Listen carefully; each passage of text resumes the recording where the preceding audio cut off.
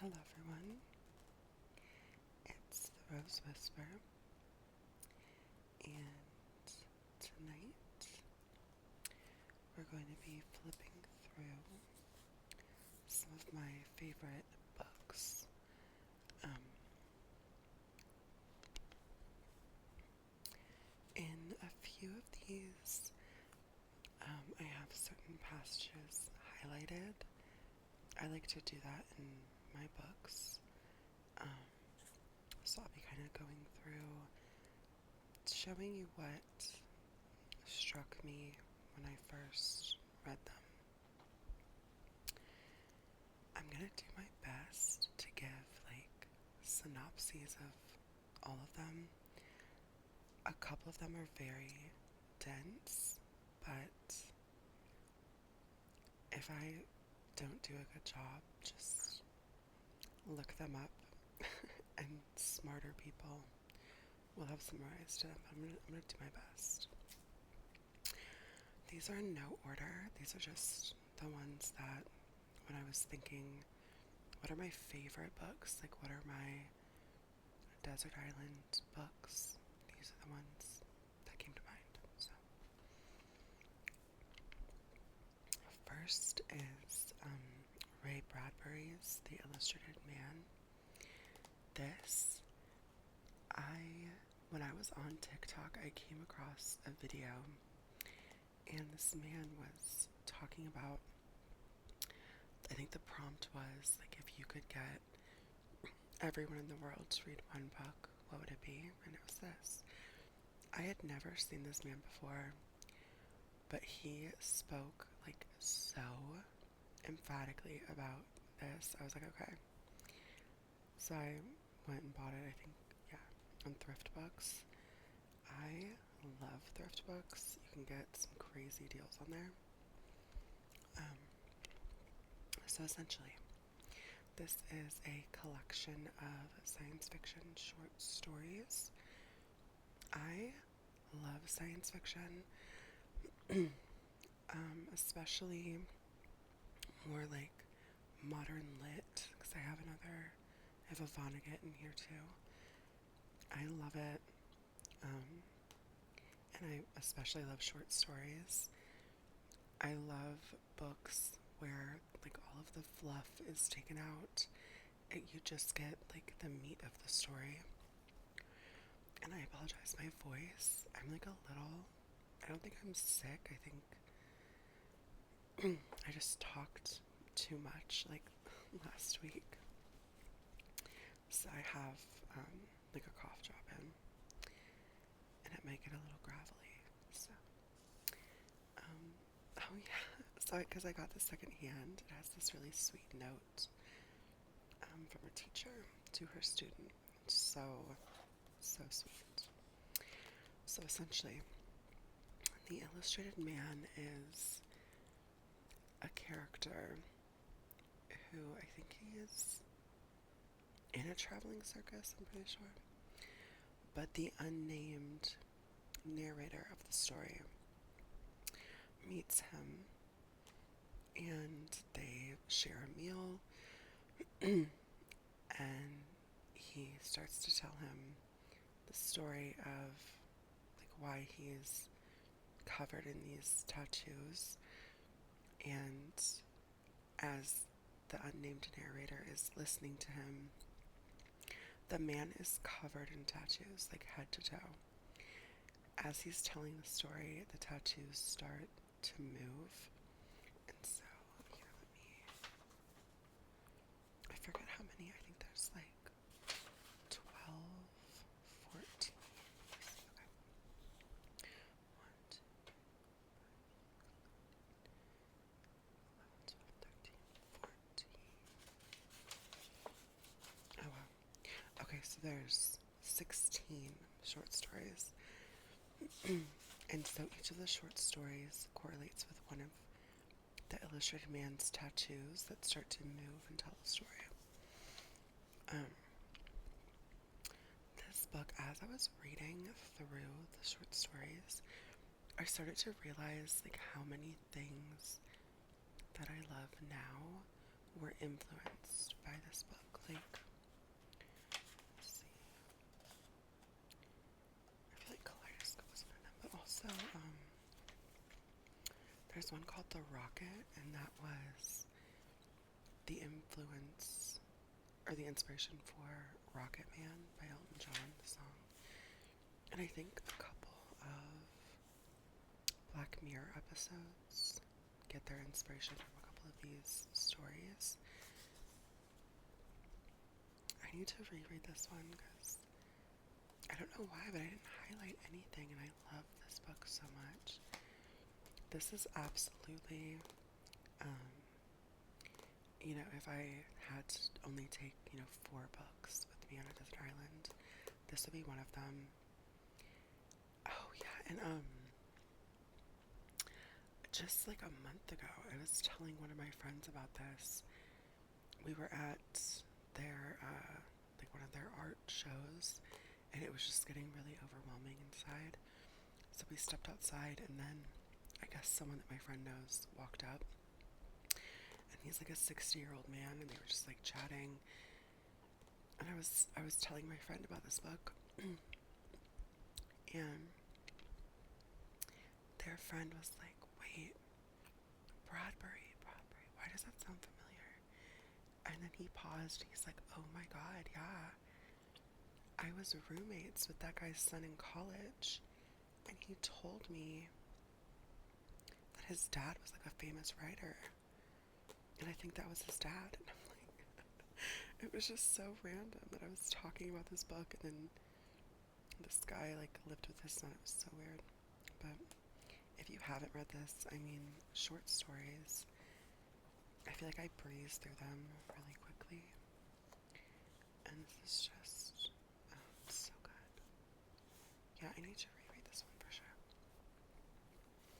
Put that to the side. Okay. Let's just go down the line. This book does not get enough hype, at least in my opinion. I have told like everyone I know to read this book. So it's One's Company by Ashley Hudson. I can summarize this one very well because I have described it to so many people. So our main character, Bonnie, she has had a very rough go of it in life. She has really kind of secluded in on herself, and she's really shut out the outside world. And then, wouldn't you know it, one day she wins the largest lottery in her state's history.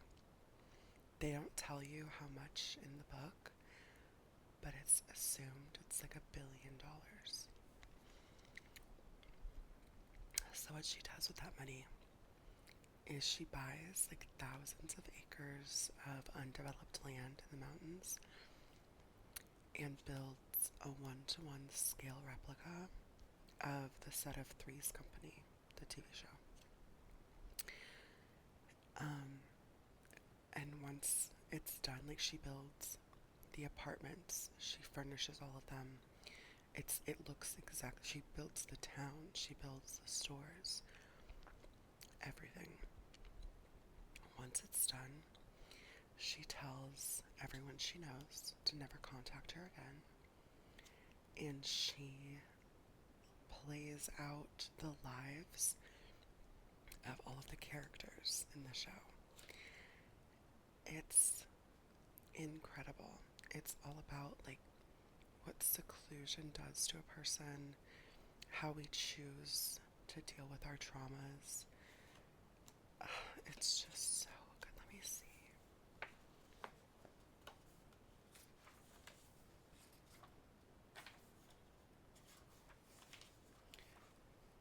Oh yeah, sometimes you might see this again. Whenever I start to read a book, I like to put the date on the first page, and then when I finish it, I don't know if I haven't looked at these. I just picked them off my shelf. Yeah. 5/18/24. So I must have started reading this a couple of times. But the little heart. I loved this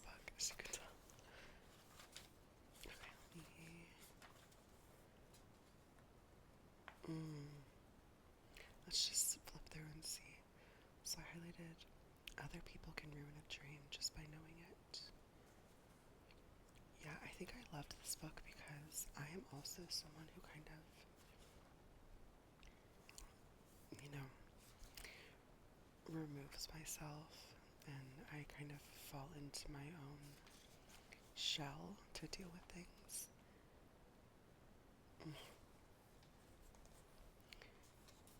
My own identity had always seemed suspect to me. Bonnie Bunny. Let me see if there's a longer.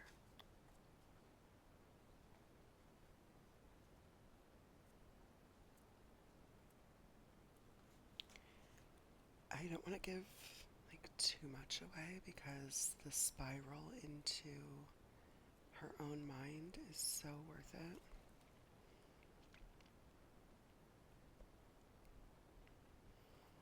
I refused to play a game they had never felt free enough to refuse, and women generally didn't like being reminded that if one is willing to be unattractive, you can get away with anything.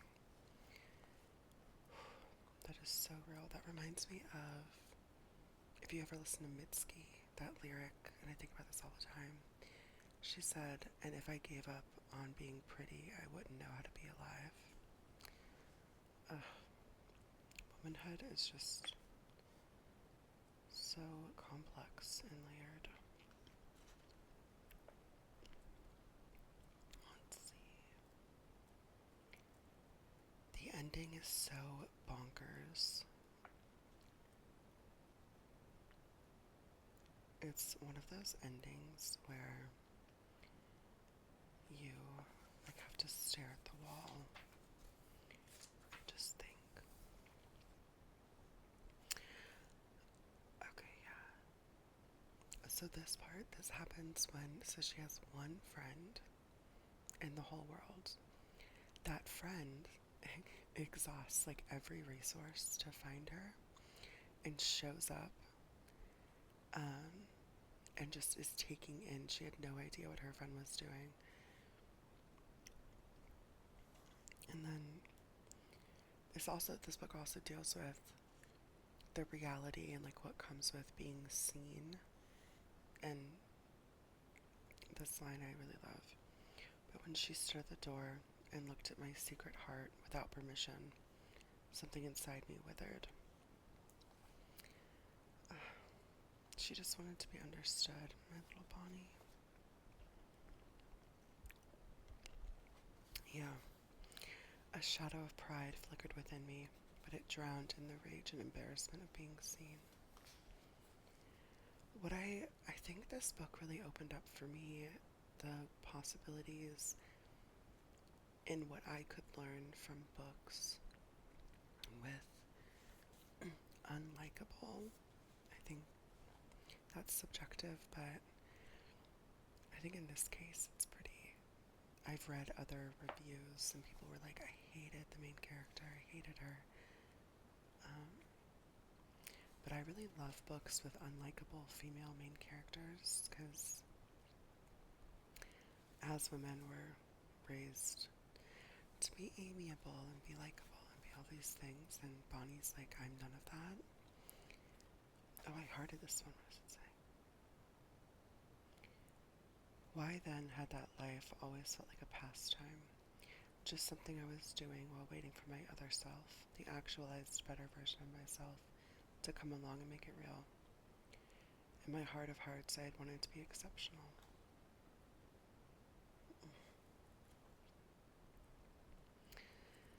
Yeah, I don't want to show too much because, like I said, the ending is unhinged and I love it. If you've read this book, let me know how you liked it. I recommend it to like all of my friends, but I don't think any of them have actually read it. So. But I would love to meet just one other person who also loves this book. Okay. That's another desert island fave. Okay. So this is a book very different from my approach with recommending this one, which I recommend One's Company to everyone. I recommend White Noise to very few people. I read this in, I forget, class. It was like a contemporary lit class or something. And I think about this book all the time. You have to really love postmodern literature to love this. It is not for everyone. Postmodern lit is very dry. There's not a lot of flowery words. It's not like, I don't know, again, I wouldn't recommend it to a lot of people. However, if you like postmodern lit, White Noise by Dawn DeLillo is like a cornerstone book of postmodern literature. Let me see if I can describe what this is about succinctly. Okay, so this guy, he's a father of 4, I believe, and he's a college professor. He starts hearing all of these reports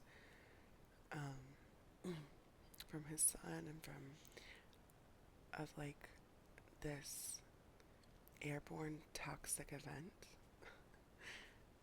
that it's like a cloud of smoke like next to their town, and they think that it's fine, but it turns out it's not fine, and they have to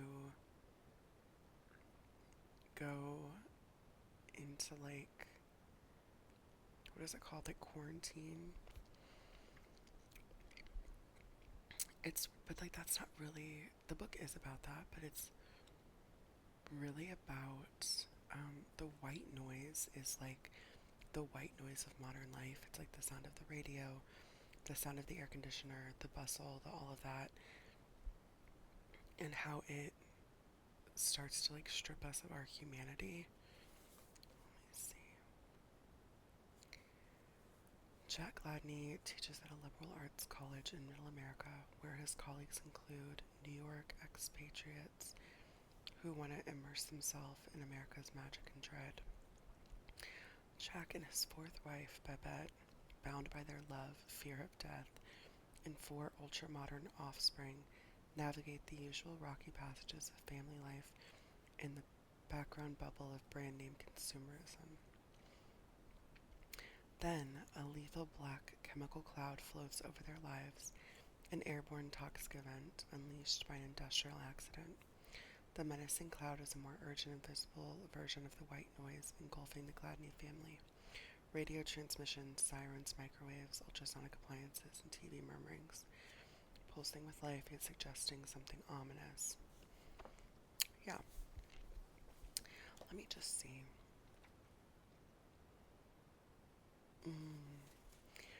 This. I flipped right to it. That's crazy. So this is a part in the book that I think about a lot. Jack and his friend Murray, his colleague, they go to visit the most photographed barn in America, and this really struck me because it's all about people aren't really seeing the barn. They're there to see the most photographed barn. Like, they don't really care about the barn itself. It's just like this idea that's reinforced by people perpetually. Yeah, okay. We're not here to capture an image. We're here to maintain one. Every photograph reinforces the aura.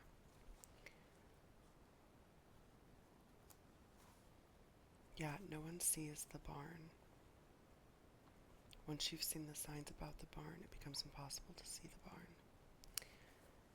Yeah, I think about that one a lot. Just like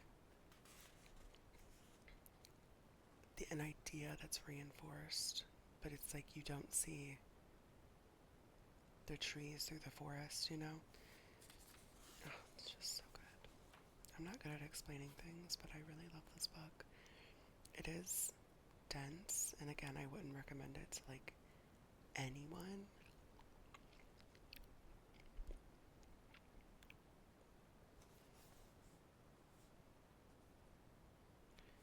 Only Heinrich stayed away, either because he distrusted wholesome communal pleasures or because he believed there was something ominous in the modern sunset. Heinrich is their son, and he's kind of like the voice of reason and all of this craziness, because Babette, Gladney's wife, is an insane person. Well, Jack Gladney's also insane. Just, I think he likes to think that he's not, but they're all insane in this book. A movie came out starring Adam Driver as Jack Gladney and Greta Gerwig as Babette. This book, I heard for a long time that it was called like an unadaptable book. I heard that the movie got good reviews. I tried to watch it and it just like gave me a headache, because Don DeLillo does a really good job of, without sound, because it's obviously a book, he makes you feel this like oppressive, never-ending noise just by how chaotic sometimes the writing is, by, and that was intentional. So good. Okay. Oh my god, I don't know if I can describe this book. See, I fully just pulled books off my shelf without thinking. Okay. Oh, I liked that whole paragraph. Okay. So this is Kurt Vonnegut, The Sirens of Titan. This was, I think, my first Vonnegut book, and I knew within like 2 pages that it was going to be a favorite. How can I describe what this is about? Okay. Maybe I'll just read the back. Okay. The Sirens of Titan is an outrageous romp through space, time, and morality. The richest, most depraved man on Earth, Malachi Constant, is offered a chance to take a space journey to distant worlds with a beautiful woman at his side. Of course, there's a catch to the invitation, and a prophetic vision about the purpose of human life that only Vonnegut has the courage to tell. So, Malachi Constant, he is known to be like the luckiest man in the world. No one knows how he does it. He's just rich. He seems to be in the right place at the right time. He thinks that he's so lucky. Turns out, well, I don't want to spoil it, but basically this book is all about free will, how much control we actually have over our lives, and it asks the question, like, even if everything is predetermined, is that life still worth something? Let me see if because I was about to like give away like the whole thing. And when I read this for the first time, it was really satisfying. So I don't want to give it away.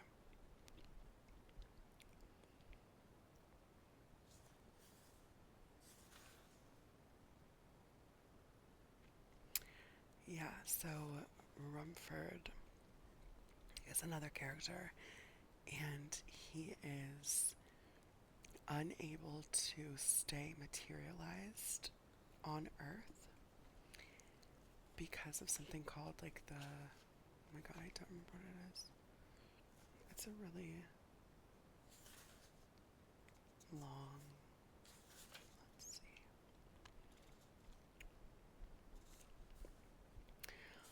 Well, anyway, his particles are like all out of, oh, there it is. The chronosynclastic infundibula.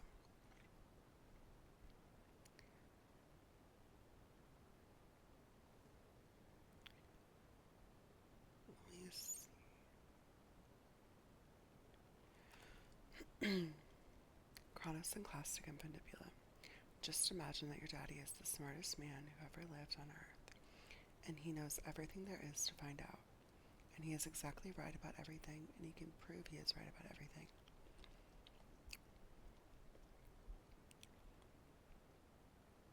I don't know.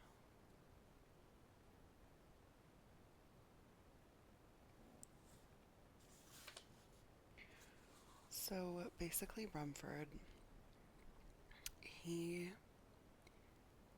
I don't remember how it happens, but he gets caught up in the chronosynclastic infundibula.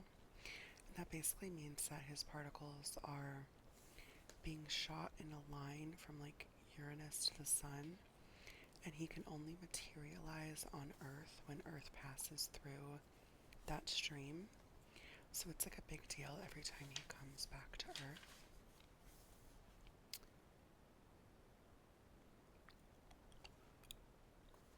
Let me see. I don't want to go like too far in the back.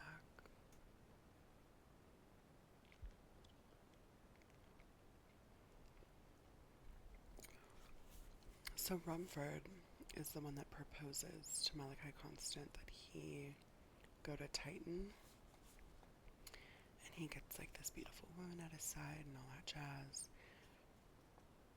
But it's only because Rumford knows something that Malachi Constant doesn't. And Malachi just thinks that it's another just stroke of luck, and he's the luckiest man in the world.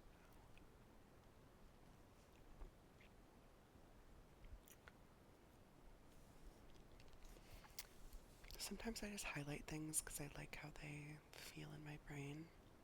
What does it say? But a persistent morning breeze had moved the blooms to one end of the pool, as though folding a blanket to the foot of a bed. And folding back the blanket, the breeze revealed a pool bottom paved with broken glass, cherries, twists of lemon peel, peyote buttons, slices of orange, stuffed olive, sour onions, a television set, a hypodermic syringe, and the ruins of a white grand piano. I guess I just liked the image. It was very like Lana Del Rey Tumblr.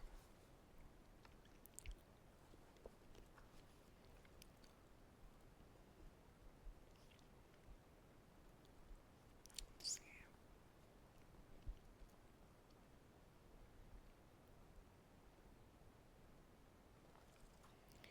But yeah, there's like robots, there's Martians, there's aliens, there's time travel. I really don't want to give more away just because it is so good when you get to the end and you realize like why and how all of these things are connected. So good. I love Vonnegut. I only started reading when I read this, reading Vonnegut, but I bought like all of his other books and I can't wait to give him a shot. Okay. So, this book I would recommend everyone read. It's like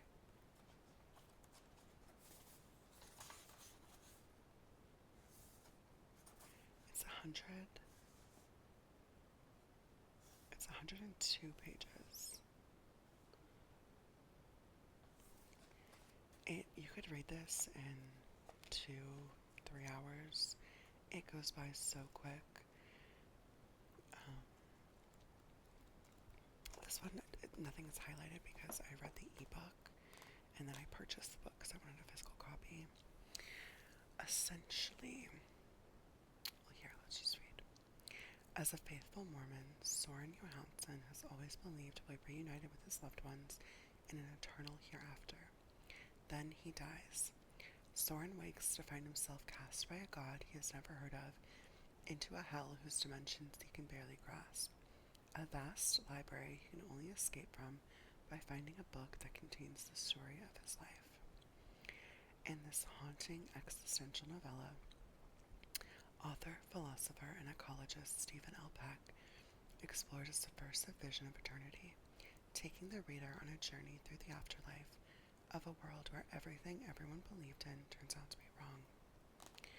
So, well, you can kind of see on the cover, when I first saw this cover, I thought he was like falling off of buildings. Like, not too far off, but these are bookshelves. So, he has to.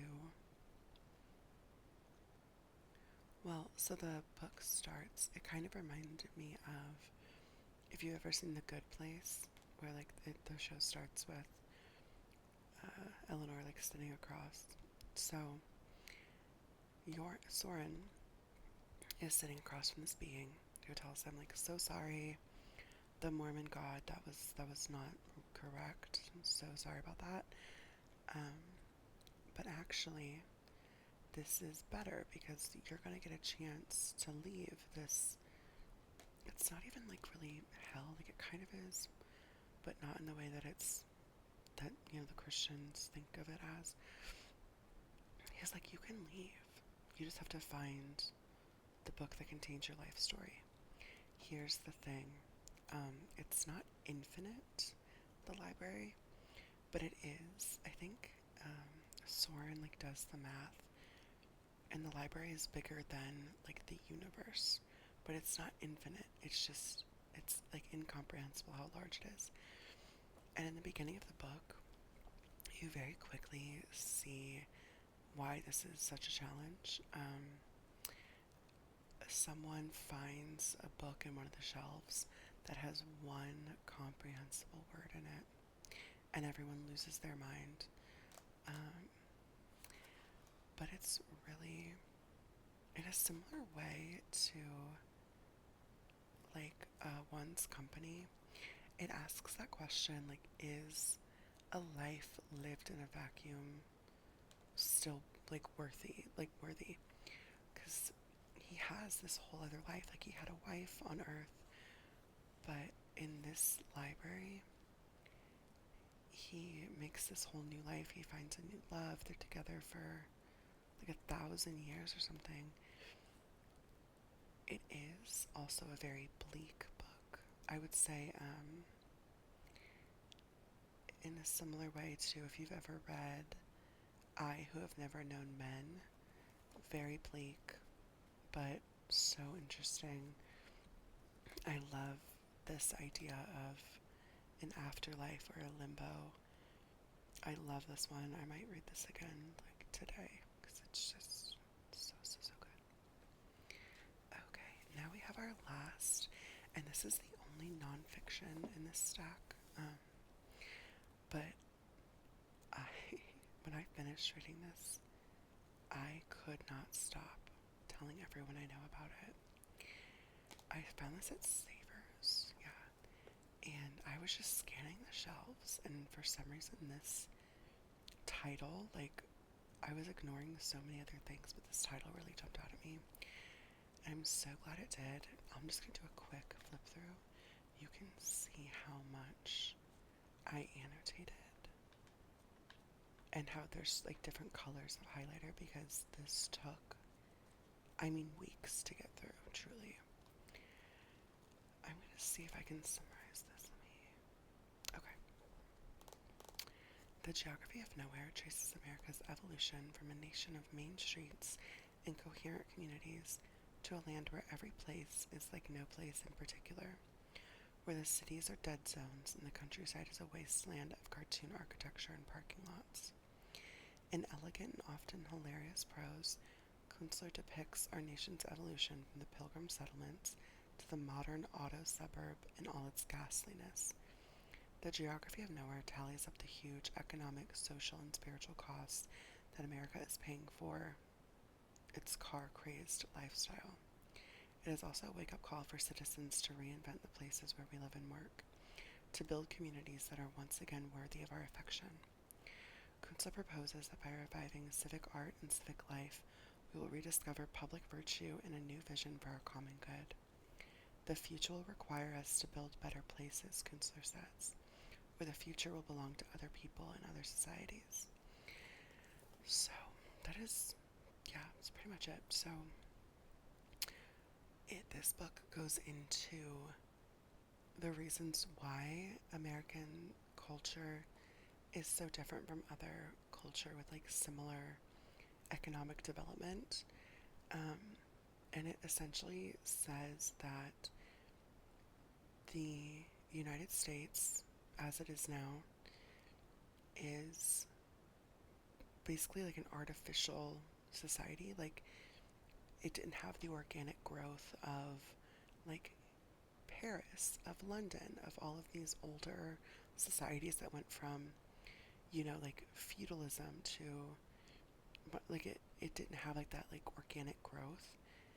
And the only driving force for development was economic, not societal, like not civic development. So like it talks about even private property, even like the suburbs, how everyone has these large front lawns and backyards.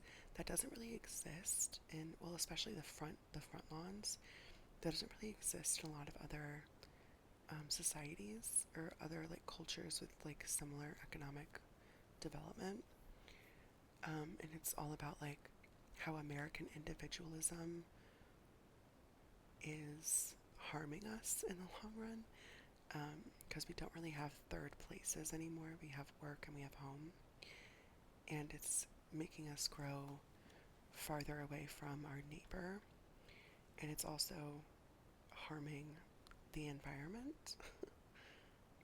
Let me see if I can read. There's so much in this book. Oh wow, I wrote ew. What did I? Okay. Work must be established in places that give the workman, now a slave to industrial labor, not only light, air, and hygiene, but also an indication of the great common idea that drives everything, Gropius wrote. Only then can the individual submit to the impersonal without losing the joy of working together for the common good. Wow.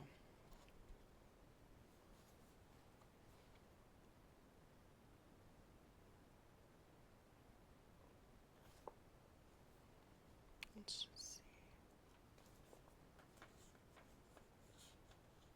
see. Again, it talks about modernism and how basically as we move further into time, like ornamentation and decoration for decoration's sake is being removed from buildings, which really just makes people depressed because they look around and all they see are concrete blocks. Let's see. Oh, I starred this one.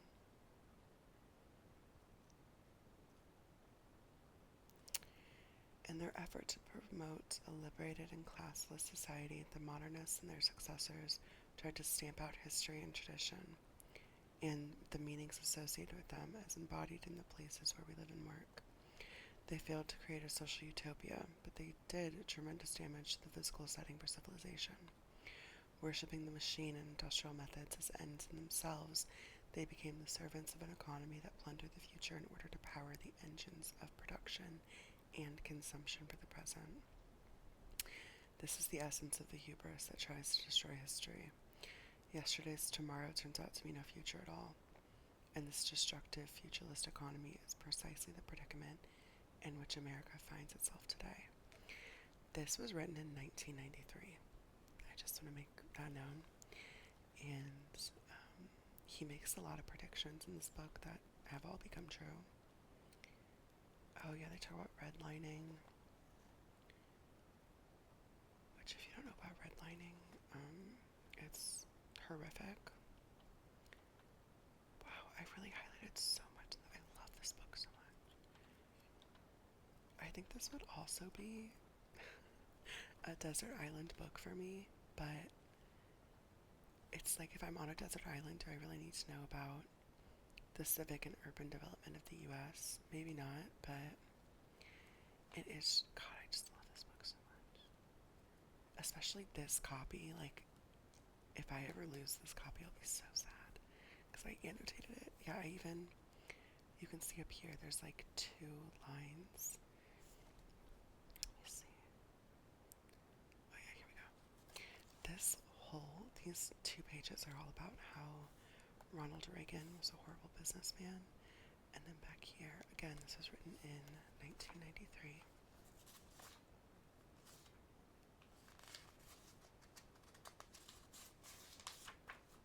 Let's see, where is it? Did I pass it?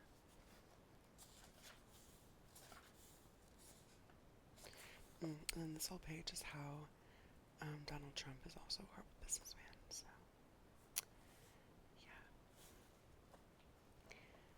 this book is incredible. If you've read any of these, I would love to hear your thoughts. Or if you have recommendations, please let me know. I will see you all so soon. Have a wonderful week.